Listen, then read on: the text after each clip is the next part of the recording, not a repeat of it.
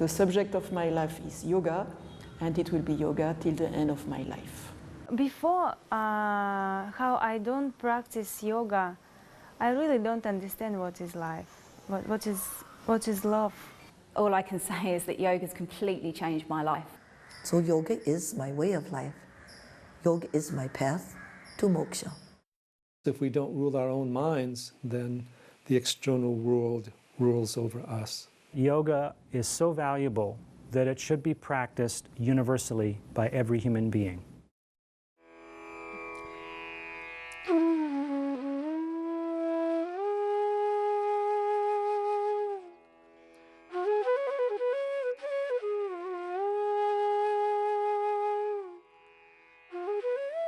There is a wave sweeping the world today.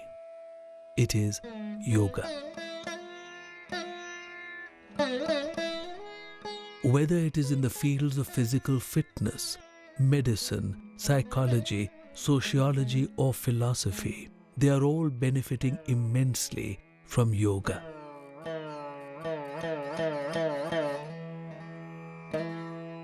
It is estimated that in the USA alone, over 30 million people, or 13% of the entire population, have practiced the ancient Indian science of yoga.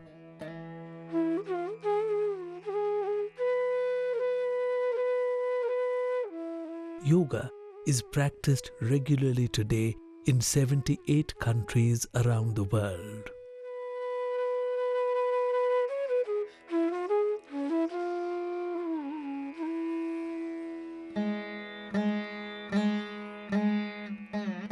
Yoga is changing the way that we look at ourselves and our lives in the world. What is yoga?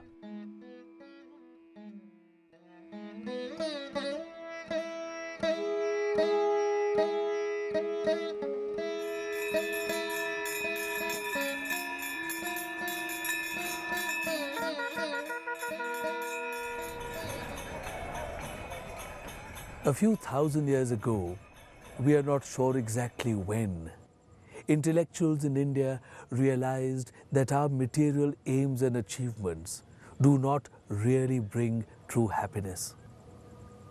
They began to map the world inside us, to explore it and find ways of creating true and lasting joy.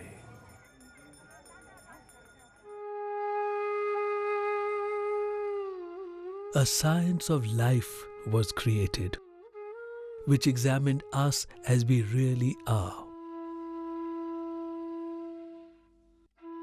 Our thoughts, our emotions, our joys, our sorrows, our frustrations, our bodies in good health and in bad were all subjected to deep and precise study. Generations of scholars who were trained in a great tradition of logic and epistemology made this study on an epic scale. It is the science of the mind, of life, and of the inner world which is expressed in yoga. The aim of yoga is to create a deep harmony within us, to help us to realize our oneness with all that there is. It is believed that our true state is that of sukha, or eternal bliss.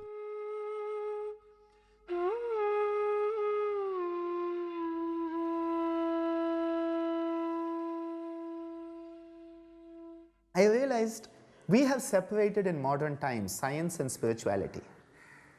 They were not separate in ancient times.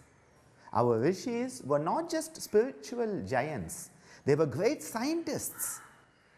They were dwelling into the universal nature of the humankind. They were understanding the deep interconnections. We easily search outside. We scientists like to do experiments on somebody else.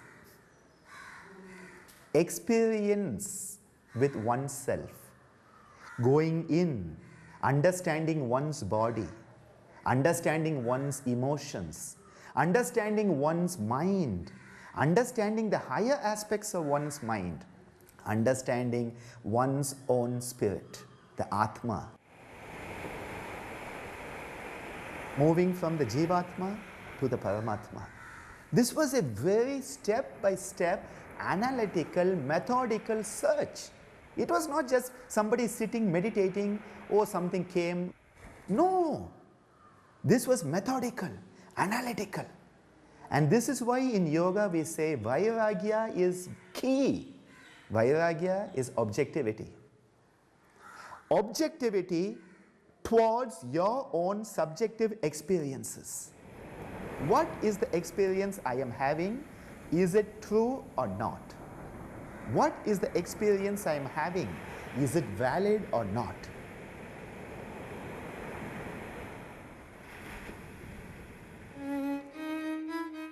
Representations of yogic postures are to be seen from even 5,000 years ago in the Indian subcontinent. Ancient Indian philosophy was crystallized by the 8th or 9th centuries BCE in the sublime teachings of the Upanishads. Here we see the philosophic basis of yoga clearly spelled out. The Katha Upanishad says, "He whose senses are uncontrolled, who is not tranquil, whose mind is not at rest, he can never attain the eternal truth, even through knowledge." It says, when the 5 sense organs of perception become still, together with the mind, that is called the highest state.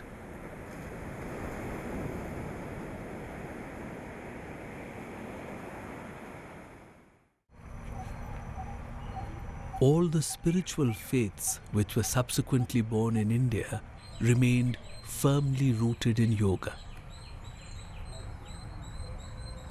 Yoga literally means to join oneself to the harmony which pervades all that there is.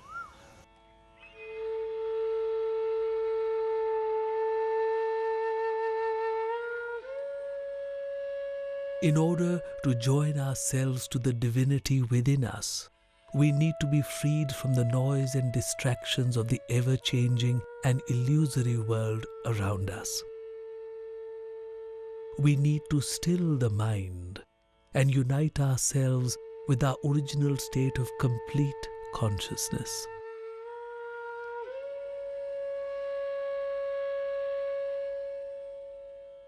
We have to separate ourselves from that which scatters the physical, mental, and intellectual resources.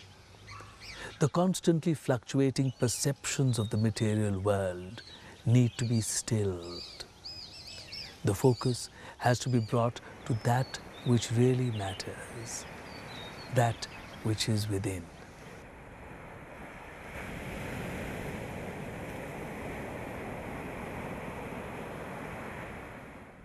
In Western psychology, mind is not a matter. It is an animating, somewhat like an animating principle, it has been understood. And it is also equated to consciousness. Mind and consciousness is taken as together as one principle. Whereas in Indian psychology or in yoga, which is basically in Indian psychology, mind is a matter, a substance, a dravya. Dravya means a substance which you can see, which you can even experience, which you can control, regulate, and which doesn't have a consciousness of its own. This is the major difference which provides an immense opportunity for us to work on the mind and influence it, impact it, refine it, and use it to our own purpose in a more healthy, harmonious way. There are 4 streams of yoga which reach us through ancient tradition. It is believed that the final knowledge and unity can be reached through karma yoga or perfect action in life. It can also be achieved through the losing, the surrender of oneself through adoration of the divine. That is Bhakti Yoga. The state of yoga can also be reached through the path of knowledge or jnana. Finally, it can be achieved through Raja Yoga or the royal path, which includes the asanas, which we are all familiar with today.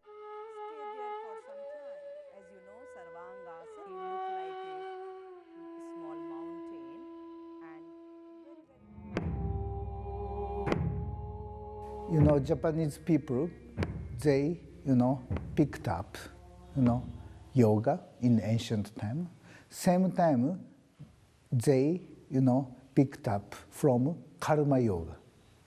Karma yoga is, came from seva. Do you know the word of the seva? It's same meaning in Japan. Take care is seva in Hindi and Sanskrit. But if you said seva in Japan, it's same meaning. Seva is now Japanese language. In the West, there is the emphasis on yoga as asana, and we don't realize that the most common yoga practiced in India and historically all over the world is the bhakti yoga, or the yoga of devotion. That is not just superficially emulating some form of the deity or some pious attitude.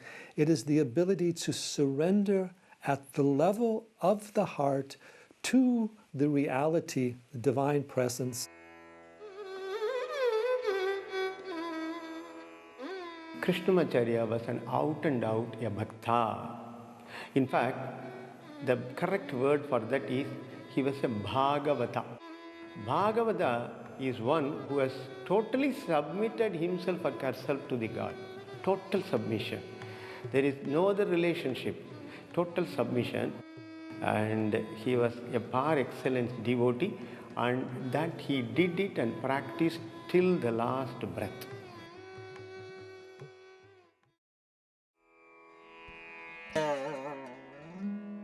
Ancient knowledge of Raja Yoga was put down systematically as the Yoga Sutra by a great sage called Patanjali, most likely in the 4th century CE. Patanjali is revered till today as a reincarnation of the serpent Ananta, who is associated with the deity Vishnu. Patanjali prescribed a system called Ashtanga, or the 8-limbed path. The first 5 limbs are steps of discipline, the doing part of it. The next 3 limbs are internal. They are the outcome of practicing the earlier 5.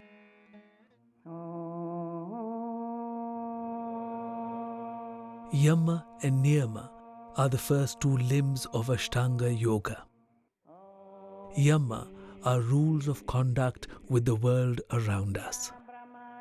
Niyama refers to ethical discipline within ourselves. Cannot be emotional, yes? Hold the breath, focus between your eyes. The next limb of Ashtanga Yoga is pranayama. The purpose of asana is to prepare the body for the thoughtful extension of breath, pranayama, so that prana, or the life energy, can circulate to all parts of the body. Next comes pratyahar, which means the withdrawal of the senses, freedom from their constant disturbance, taking us from the outer world to that which is within. The next limb of Ashtanga is dharana, or focused concentration. Then comes dhyan, or meditation, and finally samadhi, when one has transcended the limitations of the body and intellect to be in a true state of yoga.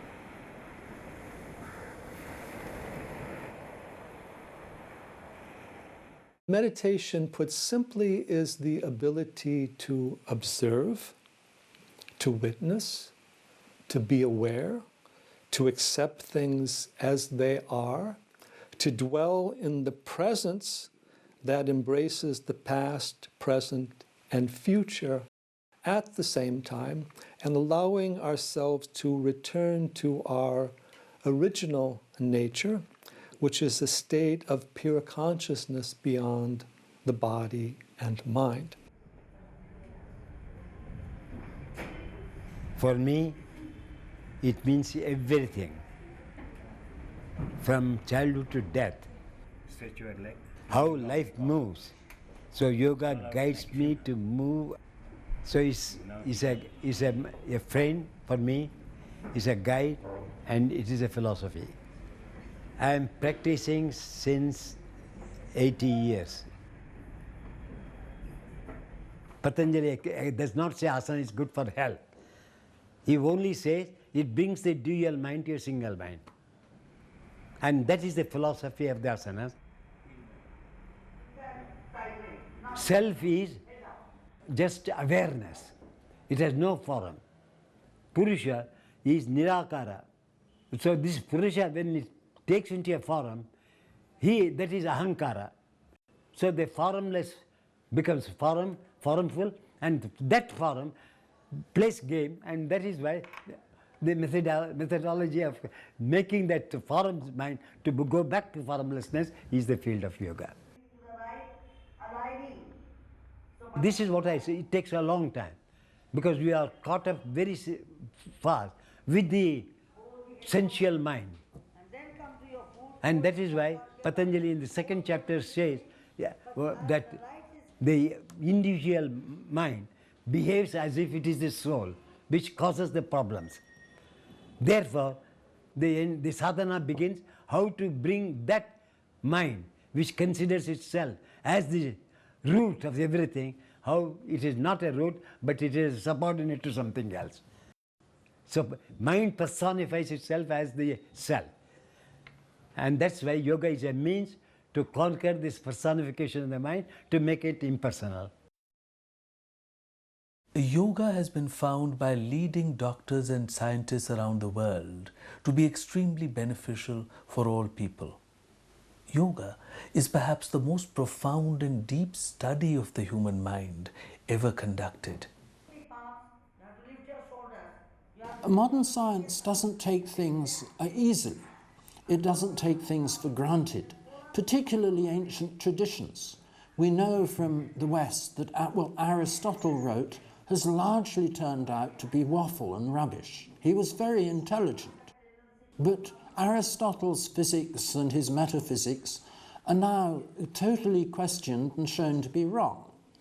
And there's a tendency in the West to assume that any piece of ancient knowledge is going to turn out to be wrong. But in the case of yoga, 30, 40 years of research has shown that it's actually turned out to be right. We standardized some yoga modules for some common conditions that we have been seeing in this hospital: schizophrenia, depression, anxiety disorders, patients with memory complaints in the elderly. So in addition to their clinical outcome, we also wanted to measure, would yoga produce any other measurable biological effects? The brain repairs itself, and it needs a chemical for that called as the brain derived neurotropic factor. Yoga did increase the levels of brain derived neurotropic factor in the blood, and interestingly, the degree to which the depression got better was directly related to the degree to which the brain derived neurotropic factor levels increased. So patients with the depression can be effectively treated, and in those people who are receiving antidepressant drugs, if they choose to take yoga as an addition, it could still be added.